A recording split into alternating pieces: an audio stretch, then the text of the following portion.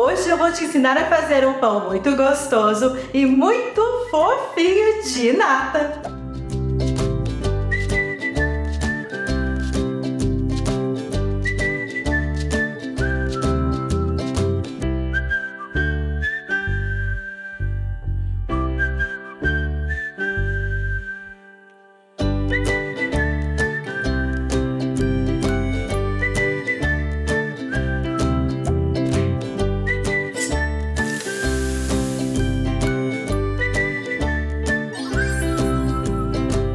Mas antes de começar essa receita, você não esquece. Se você não é inscrito, corre, se inscreve e ativa o sininho de notificação para eu não perder nenhuma receita. O seu like e o seu comentário é muito importante para eu saber que você está aqui comigo. E agora, vamos para a cozinha?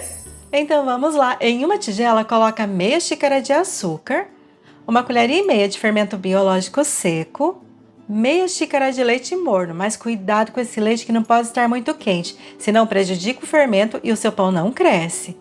Separa 4 xícaras de farinha de trigo, mas agora coloca mais ou menos meia xícara de farinha. E essa é a farinha comum do tipo 1, sem fermento, e a medida da xícara é de 240 ml. Depois de misturar bem os ingredientes, pega 2 ovos inteiros, mas primeiro dá uma batidinha nesses ovos. Uma colher de chá de sal, 2 colheres de manteiga ou margarina em temperatura ambiente. Uma xícara de nata, eu estou usando a nata pasteurizada, que é bem fácil de encontrar lá no supermercado. Mas você pode usar aquela nata fresquinha que tira do leite aí na sua casa. Vai ficar ainda mais gostoso. Mistura bem todos esses ingredientes.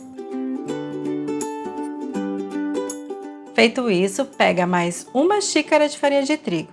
Não tem importância com a proporção, se for um pouquinho a mais ou a menos, vai dar certo do mesmo jeito. Só precisa misturar bastante agora, até a farinha desaparecer da massa. A farinha já não aparece mais na massa, coloque o restante de farinha de trigo que você tem aí e não tem jeito. Tem que colocar a mão na massa e misturar bem.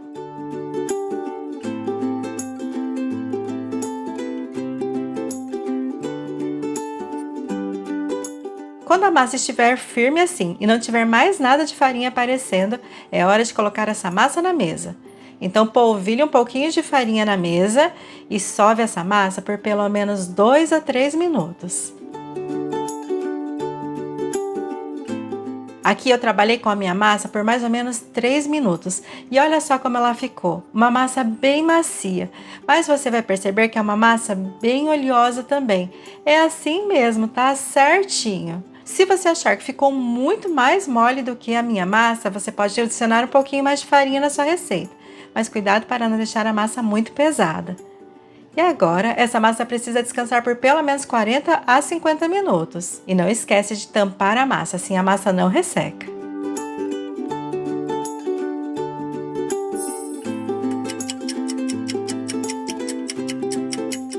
Aqui em casa se passou um pouco mais de 40 minutos e olha como a massa cresceu bastante, mas ela precisa voltar ao início de fermentação e é só ir puxando a massa de um lado para o outro com as pontas dos dedos. E agora para fazer os pãezinhos é muito fácil, divida a massa em 11 partes iguais. Eu pesei aqui e cada pedaço de massa pesou em média 100 gramas.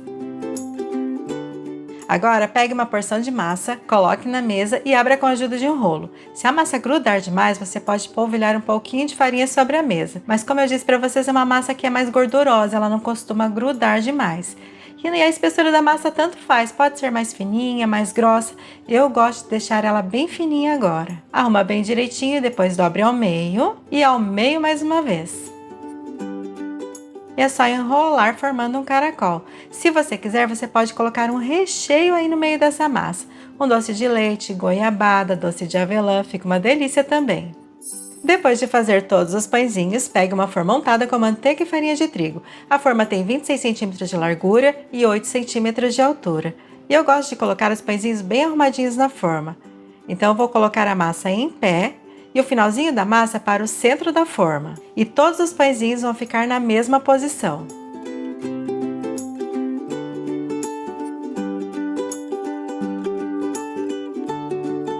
Depois de colocar toda a massa na forma, Aperte delicadamente com as mãos, só para acertar a massa na forma e ele ficar bem retinho depois. Feito isso, deixe descansar mais 20 minutos.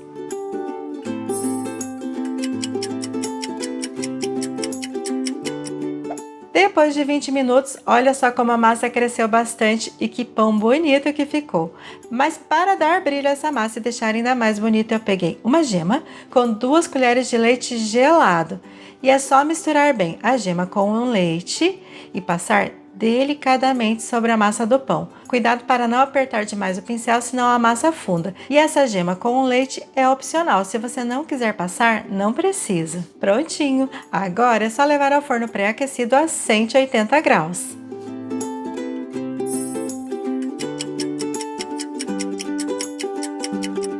E depois de 45 minutos, o pão ficou pronto. E olha que pão mais lindo! Agora só falta tirar da forma. E eu vou tirar ele da forma bem morninho. E chegou a melhor hora, que é de cortar esse pão e ver como ele ficou por dentro. Olha só como a massa desfia. É uma massa macia e mesmo no dia seguinte esse pão continua assim, bem fofinho e gostoso.